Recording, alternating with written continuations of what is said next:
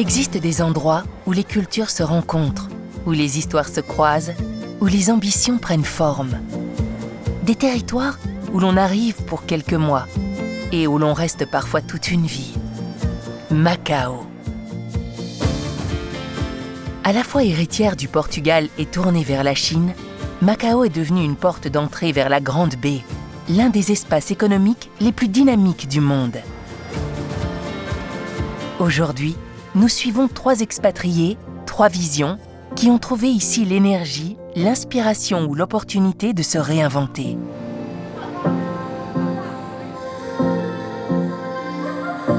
À Macao, certains noms racontent plus d'un siècle d'histoire. Parmi eux, la famille Rodriguez, installée ici depuis 1916.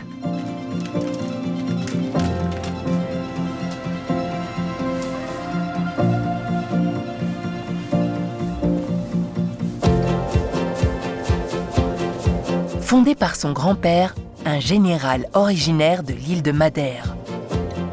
Par la suite, son père a été le grand moteur de l'entreprise familiale.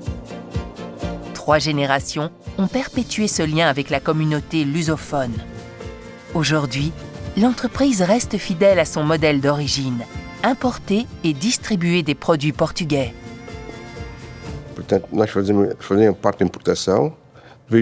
Aujourd'hui, nous distribuons pour les supermarchés, les restaurants, les hôtels et aussi pour des clients particuliers. Nous avons des vins de différentes régions du Portugal, du nord au sud. Le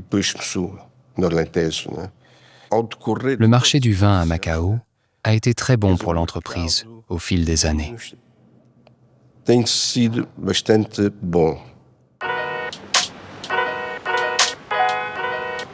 L'histoire de Diogo à Macao commence en 2015. Arrivé pour développer un restaurant, il découvre une ville en pleine transformation où tradition et innovation se rencontrent. Aujourd'hui, il dirige Mantegaria à Macao, la première boulangerie de pastel de nata originale installée en Asie. En tant que Portugais, je n'ai pas trouvé cela très difficile. Il existe évidemment une grande différence culturelle, mais je pense que l'adaptation a été relativement facile. Le fait de voir la langue écrite, puisque le portugais est une langue officielle à Macao, facilite toujours l'adaptation. Mantegaria est devenue l'une des marques portugaises les plus reconnues. Diogo en préserve l'essence, maintenir la recette originale comme à Lisbonne. La marque est née en 2014 et elle est spécialisée dans les pastels de nata, uniquement les pastels de nata. À ce stade, nous sommes présents au Portugal, en Espagne, en France et à Macao. Nous ouvrirons bientôt à Hong Kong et nous apportons exactement le pastel de nata portugais du Portugal, la recette traditionnelle et originale qui vient de l'époque des religieuses et des couvents. Introduit il y a des siècles par les Portugais, le pastel de nata a évolué à Macao. Moins sucré, plus dense, proche d'une quiche. Aujourd'hui, les 2 versions coexistent. La recette n'est pas un secret. Beurre, farine, œufs, lait, cannelle, citron. Notre touche réside dans la manière de le faire. Une crème très spécifique, une pâte feuilletée fine et croustillante, avec un bord particulier. Et nous faisons tout à la main. Les pâtissiers préparent la pâte depuis zéro, la crème depuis zéro, ouvrent les moules un par un. Tout est cuit au four. Tout est réalisé sous les yeux du client, du début à la fin.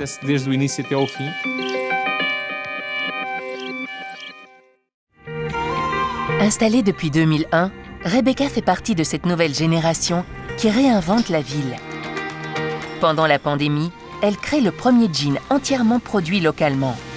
Un jean né ici, inspiré par la ville et par son symbole, la fleur de lotus. Je viens du Brésil et nous avons déménagé ici en 2001. Mon père était pilote et Macao représentait une grande opportunité.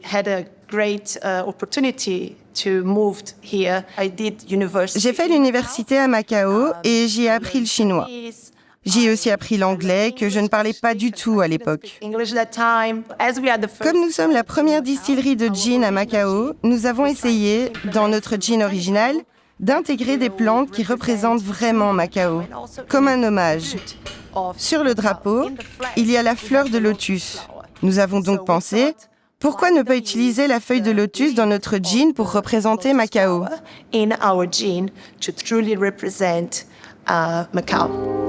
À la distillerie, Rebecca combine botanique européenne et asiatique pour créer un gin aux arômes uniques. Pour faire du gin, nous utilisons de nombreuses plantes aromatiques, mais la plus importante est le genévrier. Sans genévrier, ce n'est pas du gin. Nous utilisons 9 types de plantes, certaines venant de Chine et d'autres d'Europe. Le genévrier vient d'Europe. Nous avons une plante chinoise très importante, la racine d'angélique, que nous obtenons très fraîche et qui a un goût très prononcé.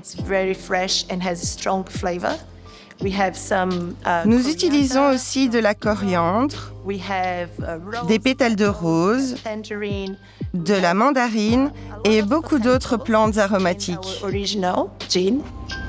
Avec le premier gin produit localement, Rebecca signe un produit artisanal, né ici, qui contribue au rayonnement de la ville au sein de la Grande Baie. Une créativité qui incarne l'énergie de cette nouvelle génération d'expatriés. Depuis la construction de la Fortune Tower en 1986, près de 200 gratte-ciel ont transformé le visage de Macao. En quelques décennies, la ville s'est dotée d'un paysage architectural spectaculaire, devenu l'un de ses principaux moteurs d'attractivité touristique. Au cœur de cette évolution, la rue Cotai s'est imposée comme un nouveau symbole de l'identité de Macao. Sur cet axe emblématique, les grands resorts se succèdent, formant de véritables ensembles architecturaux où le luxe rencontre l'innovation. Pour les architectes, ces développements sont particulièrement révélateurs de l'attention portée au design, à la précision des lignes et aux technologies les plus avancées. Un dialogue permanent entre esthétique, fonctionnalité et ambition urbaine. Au centre de Cotai, un chemin pédestre offre une perspective privilégiée sur ces complexes et sur le quartier voisin de Taipa. Un espace de respiration qui permet de prendre toute la mesure de l'ampleur et de la cohérence de ce nouveau paysage urbain. À Macao, la vie quotidienne surprend souvent les nouveaux arrivants. Derrière les lumières et l'effervescence, beaucoup découvrent une ville intime, presque familiale, où l'on peut vivre simplement tout en visant très haut. Pour moi, Macao, c'est un petit village avec des opportunités économiques incroyables. Et donc, en fait, on a le meilleur des deux mondes. On a la possibilité de vivre de manière très privée, très relaxe, et en même temps accomplir ses rêves les plus fous dans le milieu professionnel. Macao ne se transforme pas seule. Elle fait partie d'un projet économique d'une ampleur exceptionnelle, la Grande Baie. La Grande Baie, avec ses 7 grandes villes situées juste de l'autre côté de la frontière, se trouve à 1 heure ou 1 heure et demie de route de Macao. Chacune possède ses propres atouts. C'est une région économique en très forte croissance. Quand vous achetez quelque chose sur lequel il est écrit « Made in China », il est très probable que cela ait été fabriqué dans la Grande Baie. Et il se passe énormément de choses ici, portées par le gouvernement pour stimuler l'économie de la Grande Baie ainsi que le tourisme. Un ensemble de villes connectées, pensées pour devenir l'un des pôles d'innovation les plus dynamiques d'Asie. Un territoire où circulent les idées, les capitaux, les technologies et de plus en plus de talents internationaux. Je pense que pour les investisseurs internationaux, Macao est l'une des portes d'entrée les plus stratégiques vers l'une des régions économiques les plus dynamiques au monde, la Grande Baie. Nous ne sommes pas seulement une ville centrale. Nous pouvons aussi vous connecter directement à plus de 83 millions de consommateurs dans la Grande Baie, mais aussi à 300 millions dans les pays lusophones. Macao est un port franc, avec une circulation libre de capitaux et un système fiscal très simple. Le taux d'imposition sur les sociétés n'est que de 12%. Nous développons très activement notre stratégie de diversification 1+4. Cela signifie que nous ne renforçons pas seulement notre tourisme de premier plan, mais que nous souhaitons aussi croître dans de nouveaux secteurs comme la haute technologie, la santé, la finance moderne et l'industrie des congrès. À Macao, l'ambition de la Grande Baie prend forme dans des événements qui rassemblent entreprises, chercheurs et innovateurs du monde entier. Parmi eux, l'Expo mondiale de l'intelligence artificielle et des machines offre un aperçu saisissant du futur. Dans les halls d'exposition, les stands dévoilent des robots de nouvelle génération, des solutions de mobilité intelligente, des objets connectés ou encore des environnements immersifs. Un spectacle technologique qui illustre la direction que prend la région. Un territoire où l'innovation façonne le quotidien. Mais au-delà des démonstrations, l'expo révèle une ambition plus profonde.